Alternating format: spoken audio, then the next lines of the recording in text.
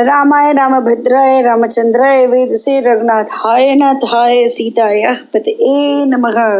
Yuddha Kand, chapter number 62. Ravana calms down Kumbhakarna. The recitation begins now. Kumbhakarna, the best and the bravest of the Rakshasas, was not completely free from the influence of sleep, from which he was so rudely roused and so untimely. The countless draughts of liquor that he had taken but increased his pride and haughtiness, and he took his way along the royal road, rich in everything rare and priceless. Thousands of Rakshasas came after him. Invincible by his foes, he was covered with the clouds of flowers showered upon him by the citizens on his way. He came to where was built the palace of the ruler of the Rakshasas, resplendent with garlands and the windows of gold and shining like another sun in the sky.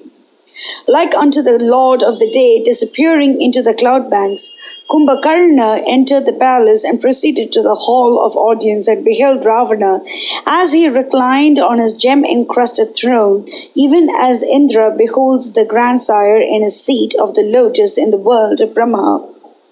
The earth quaked in terror as Kumbhakarna walked along with his Rakshasa forces around him.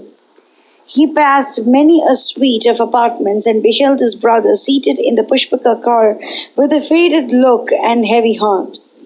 Ravana saw him coming and rose in eagerness, for his heart was very glad. Kumbhakarna saluted him and touched his feet and said, "What are your majesty's orders?"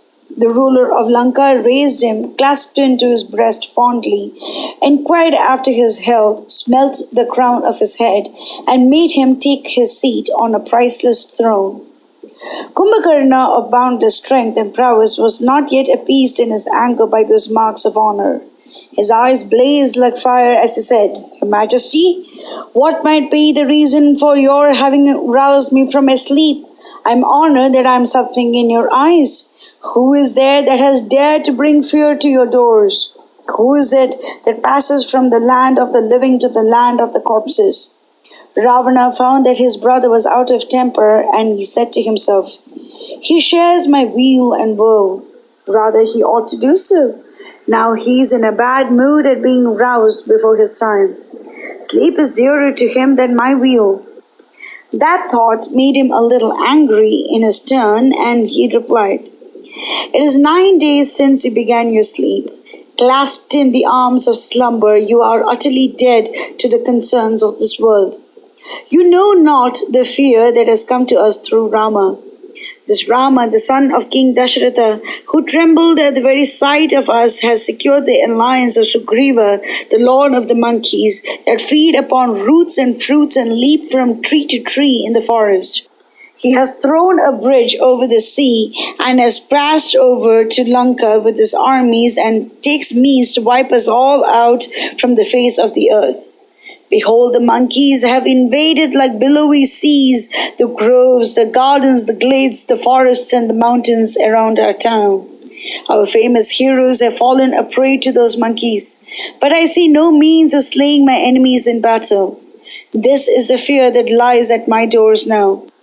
Even as Maharishi Agastya drank through his spiritual might the boundless ocean, I trust you to destroy these monkeys through your valor and save Lanka.